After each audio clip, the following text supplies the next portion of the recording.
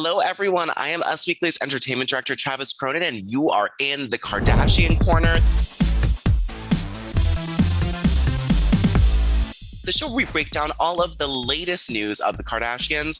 That's right, we're not following them on the show. We are following them in real time in this corner. And I couldn't do this without my two amazing co-hosts. We have the newly red and looking gorgeous Brandy Robidoux. Thanks, Travis. Hey, everyone. Hello, I love a red hair era. And we have Nicholas Gonzalez. No red hair, but still really glad you're here, Nick. Yeah, I'm trying. What's up, guys? Hello. Well, let us start with the biggest news of the week. This is Khloe Kardashian will soon be a mom of two, Us Weekly can confirm. And Khloe Kardashian is having this child with Tristan third trimester Thompson. Yes, they are expecting another child together via surrogate. A representative tells Us Weekly. We can confirm True will have a sibling who was conceived in November. Now, a source tells us that Khloe is incredibly grateful for her extraordinary surrogate, and it was just a beautiful blessing. Khloe has wanted a son for a long time. She wanted a brother for True, so she is wildly happy.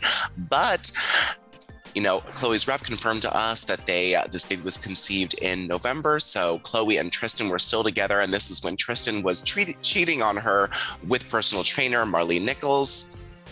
So it's all sort of a really, really messed up situation because we're happy for Khloe, but we also know that Tristan was shopping for or finding this surrogate and going through all the process that happens while he was cheating on her with Marlene Nichols, who of course recently had his baby. What were your guys' reaction to this? It is quite a loaded story.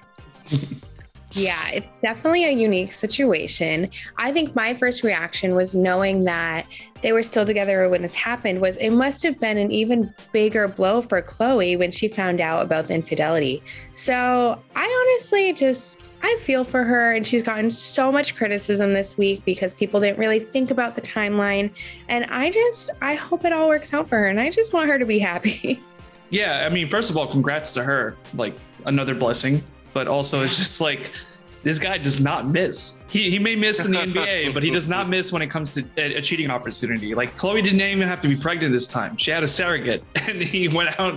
He's like, oh, we're still having a kid, right? All right, let me go, make everything terrible for you in the next couple of months when everything's all revealed. It's just like, it's ridiculous. The fact that she gave him this guy like the 20th chance and he still does this is insane.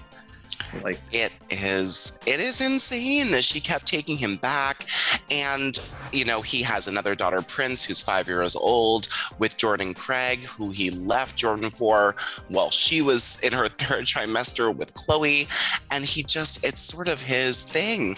And Khloe opened up on the premiere episode of Keeping Up with the Kardashians on E, and she told the doctors informed her that she would have a high-risk pregnancy if she chose to carry her own child, and there was an 80-something% chance, Khloe told her family, that she would miscarry with True. So that's why they did a surrogate for the first route and for the second route. Now, we have a source telling us that her and Tristan were actually trying to conceive naturally before going the surrogate route, and that they were really romantic and happy together when all of this was going on.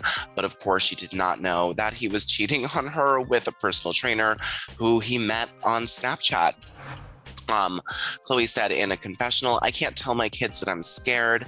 They have enough problems. They don't need to worry about mom, which I feel like is so just in true Khloe fashion. I was talking to friends about it yesterday, and Khloe seems sort of like this new generation's Jennifer Aniston, where all people who have been cheated on and left for someone else, we all see ourselves in Khloe. And I feel that Khloe has really taken over, especially with women. I mean, Brandy, I'm sure all of your friends are talking about, we all see ourselves in Khloe as this person who wants to believe that this guy is going to be a better man for you, but it turns out that he's just doing the same thing he's always done. True. I mean, we've definitely all been there. I mean, I know I've been there. But yeah, I appreciate what a class act she is about it, though. It's like fame really magnifies everything. And I feel like, I do see a lot of my female friends who like lash out on social media or talk badly about someone behind their back. Khloe just is such a class act about everything, and I admire her a lot for that. I'm just still stuck at the fact that a grown man found a trainer through Snapchat. Like, what grown man is using Snapchat to this day? Well, like, he's an NBA star and he's using Snapchat. Like, well, he's 23 does he also have Friendster and MySpace too? Like, I mean, it's not that old, but you know, he's just like, the demo is just throwing me out of whack.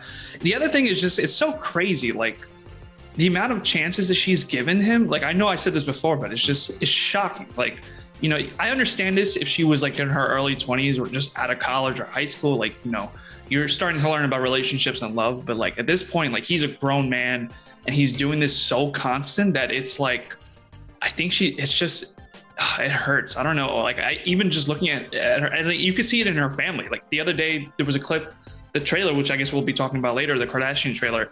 Kim is just like not even hiding the fact that, like, yeah, you know, Tristan's just dogging her, and she's not even censoring like the way she packages like her message now. She's just like, yeah, you know, he's just treating her like crap, but like in saying the most, like, the terms she's using, it's just like, oh wow, that was my sister talking about another sister. Like, I would have to talk to her after that, literally, like, clip or something. It is so rough. And we've seen Kim when Khloe and Tristan first got together and there were infidelity issues. She was really outspoken and sort of came at Tristan. She was the first to block him on social media. And I love how Kim really stood up for Khloe then. And it really does show in the new trailer for the second half of the first season. I'm a little confused about how they're rolling out these Hulu series, but yeah, second half of the first season, I guess we're calling it, not season 2. But it was sort of, I like seeing Kim go to bat for Khloe and try to protect her heart. And like Brandy said, Khloe doesn't take any low blows, dirty shots of the father of her children. And it's a really lovely thing to see. Well, let us talk about the super trailer that's about 2 minutes long for the second half of the first season of The Kardashians on Hulu. There were lots of standout moments. I mean, Kris Jenner is hospitalized with what we don't know. We didn't even hear about this in real time. We weren't talking about it here, so we have no idea what's wrong. We know she has a lot of allergic reactions. If you remember when she ate that one nut and her face puffed up. If you didn't, please Google that picture. It's one of the best on the internet for all of time.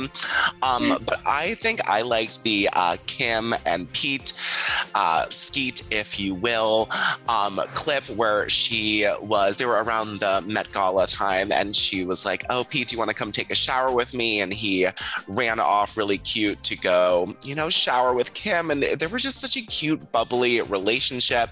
What were your guys' standouts from the Kardashian trailer? I agree. The Pete and Kim shower moment, it's just like, they're so playful. Like, I just feel like being around them would be so much fun. And even like, I think maybe Khloe was in the room or one of the sisters was in the room and she was like, with you? What? It's just like the middle of the day and she just casually says it. And I feel like they just always have a ball together no matter what they're doing. But yeah, I hope Kris is okay. Obviously she's okay. We just don't really know what happened at the time. Between her and Travis, geesh, what a summer. I'm just like happy that there's a new storyline besides like Tristan cheating like for the 50th millionth time and then Connie tweeting, you know, MAGA stuff or whatever that's like ruining the family image. We finally got a different storyline that's more real that a lot of people can relate to, especially like as we're getting older, like our life, like, you know, our mortality, like that's a far more interesting storyline. And so I'm glad we're going to see that. And then also I like the little Pete, like that was a good like closer, like end tag for like the trailer. I thought it was really funny and it's a little promising. Maybe we'll see some new variety. Maybe we'll see their relationship like blossom a little bit. And the last story I think we should touch on is Pete Davidson just got his 4th tattoo dedicated to Kim Kardashian. He has 3 others all over his body. A shout out to her kids is on there. But he just got his newest one on his collarbone. And while I wanted this to be a picture or maybe a magic carpet or a genie lamp, it was not. It just said Jasmine and Aladdin, which was a throwback to their first kiss that was on SNL in their skit that they had. It was really cute, but I think it was a missed opportunity to get Kim on a genie lamp or Kim dressed as Jasmine. I mean, he has maybe 400,000 tattoos, so it's not like this would have ruined the aesthetic. What do you guys think that Pete already has 4 tattoos dedicated to Kim? I'm surprised he hasn't any room left, like to put tattoos. Agreed. There's so many. I know he's tall, but come on, like, like, where are you finding these spots that are like remaining? The guy's like completely covered. I don't know. I think it's you know, he's got to be a one and done guy. Like you got to do 4 tattoos. Like instead after every fight, he's got to remind himself like, I do love her. Let me get it. It's like the DJ Khaled tattoos. Another one. Just add it in the back. You'll find a spot. Pretty sure. Yeah, he's definitely in it for the long haul now. But yeah, the tattoo is just so literal. Like I feel like I agree. Maybe something more symbolic would have been cute. It's just so literal. But if you look at his tattoos, none of them are really very good or make much sense. So maybe he's just rolling with the theme. But it really crappy tattoos that don't make any sense. That's a very fair like, assessment, actually. What are you doing? Yeah. But yeah, it's so sweet to see. It is sweet to see. Well, it's nice with that sweetness. We got all the sour of Khloe this week. Lucky to get some Skeet, Kim, Pete sweetness. And that is all the time we have today. But this Kardashian family never stops, so we will not. Thank you so much, Brandy and Nick. And we will be back next week with another episode of the Kardashian Corner. And turn into usmagazine.com for all the Kardashian news you need all week. And we will see you all next week. Thanks for watching. Hi, guys. Hey everyone, I'm Christina Garibaldi, the host of Us Weekly Celebrity Coverage. Don't forget to hit subscribe for the latest celebrity news, tips, and video. And for much more content, make sure you head on over to usmagazine.com, the official home of Us Weekly Magazine.